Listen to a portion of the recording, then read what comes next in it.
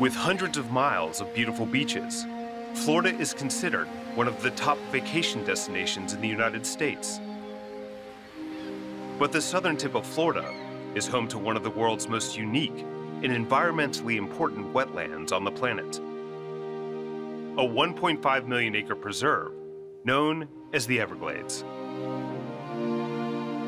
A safe haven to a vast array of wildlife, including 39 endangered species. The Everglades is one of the most biodiverse environments on planet Earth. The engine that drives all of that biodiversity is a freshwater lake situated at the northern tip of the Everglades.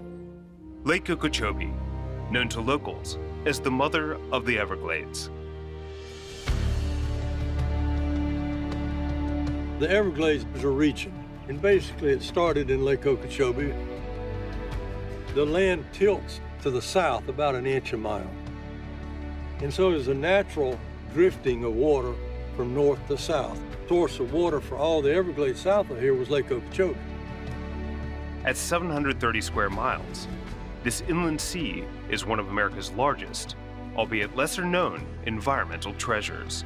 Lake Okeechobee, the second largest freshwater lake in the United States, is quite a diverse body of water. The open reaches are completely open water, look like the ocean. You get in the middle of the lake and you can't see land anywhere. It's just such a mass of interesting plants and birds, and it's just a special place to visit. There's really no place I can think of in Florida that would be just exactly like you'd see here.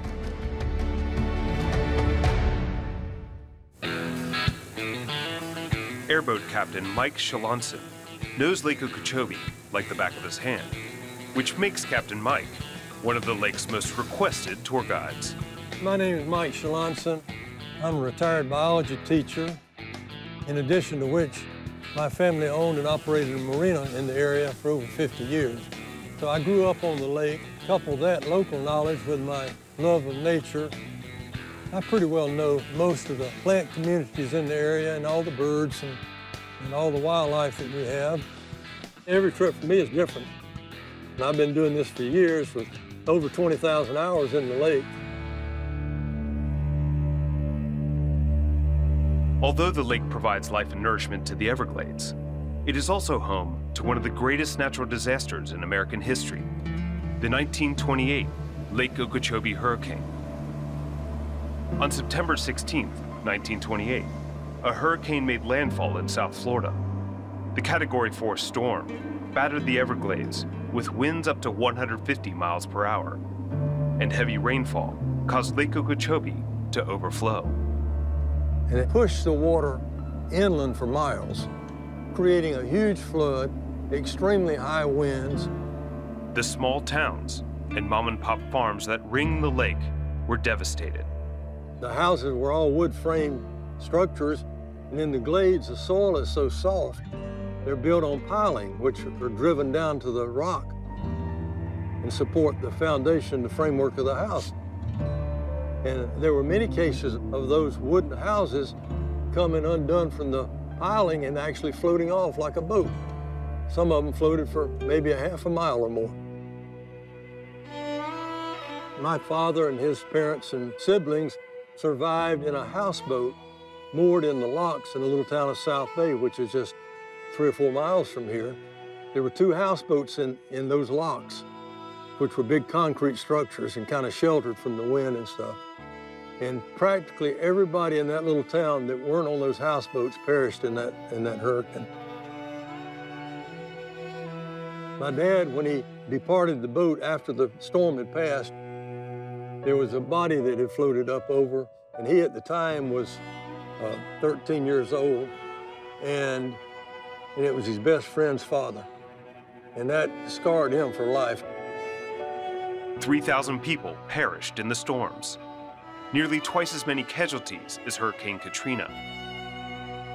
But amidst this tragic loss of life, emerged an opportunity to reshape the entire region. In the 1930s, the U.S. Army Corps of Engineers constructed a massive levee system around the lake in order to eliminate the threat of potential flooding, while still providing the Everglades with the fresh water that sustains it. A levee that was built after the hurricane, that prevented any water from draining out of the lake. And so constant battle has ensued over the years, figuring out ways to get water to the Everglades south of here so they don't have to depend totally on rainfall. And so the state has implemented reservoirs that have been built with pumping stations and canals and all sorts of means to deploy water from the reservoir south to Everglades National Park.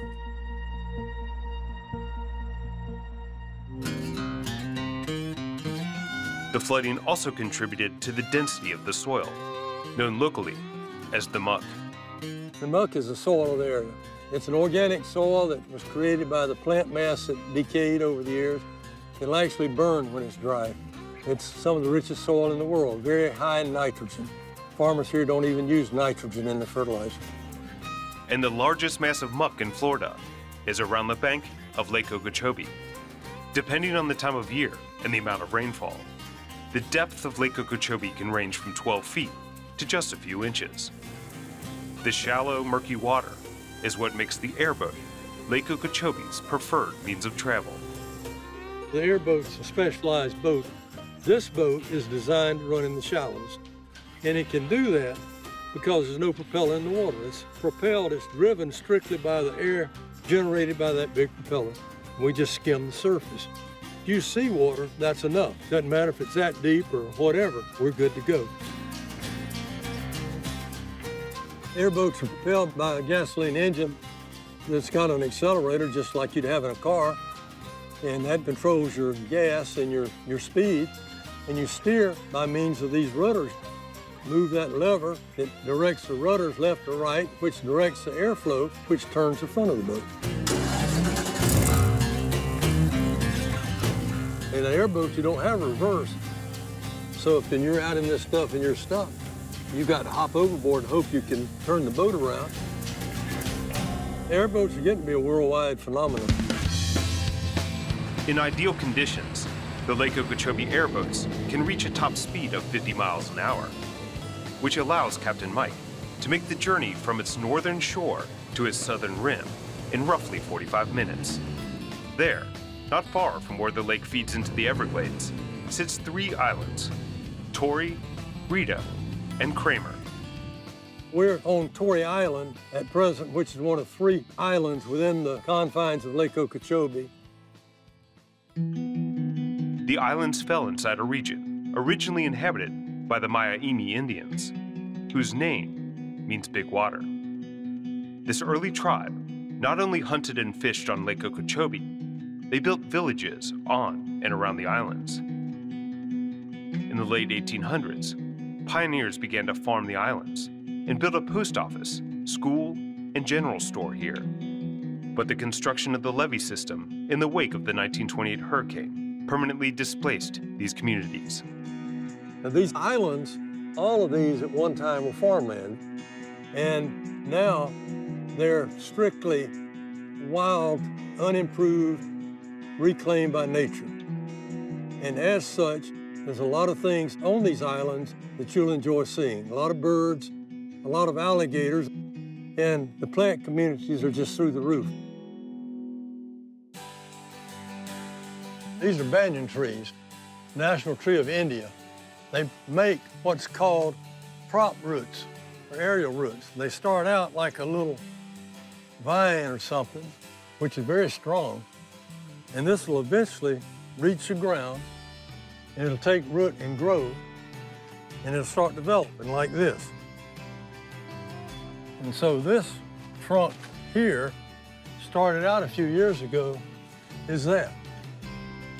And these trees, they spread. They don't get so much taller as they do. They spread horizontally. They kind of walk, if you will.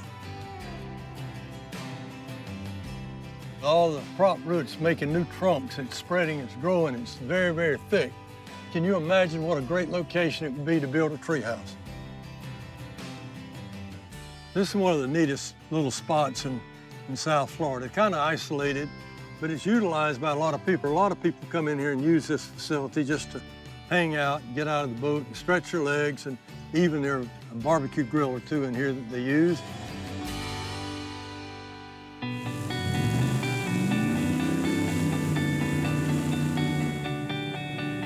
Ringing the lake from north to south are a series of shallow marshes, which are home to a vast array of flora and fauna. What you see around us now are marshes and shallow water and so forth. Not really a swamp, because swamps have trees and there are very few trees out here. The bird count out here can be world class because of the shallows. That's called a purple swamp hen, and it's a non-native bird.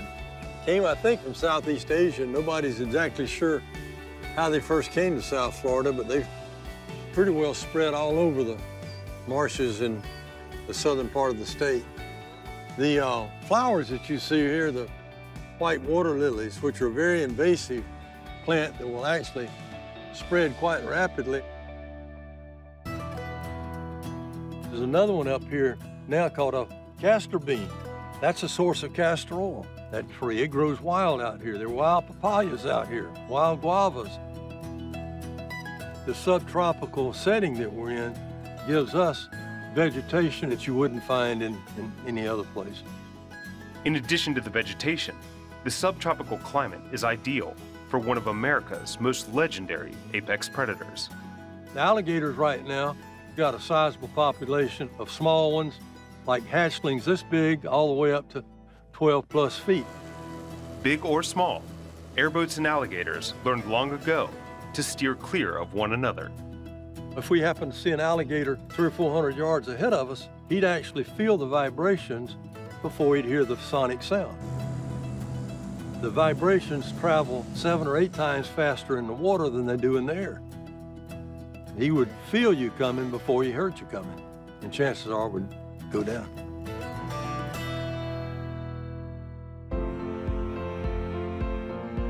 Okeechobee is home to over 40 different types of fish, with largemouth bass, crappie, and bluegill being the most abundant. Today, sport fishing is one of the lake's biggest draws. The lake is a very famous fishing lake for largemouth bass.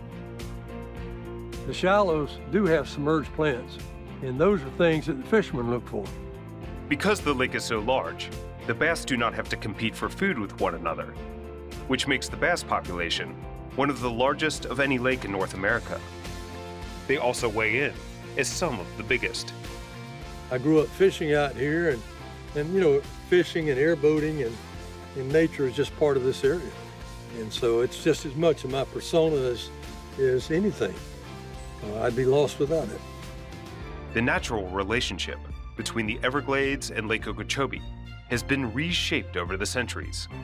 With its rich history, its biodiversity, and its critical role in sustaining one of the most treasured wetlands on the planet, Lake Okeechobee truly is the mother of the Everglades.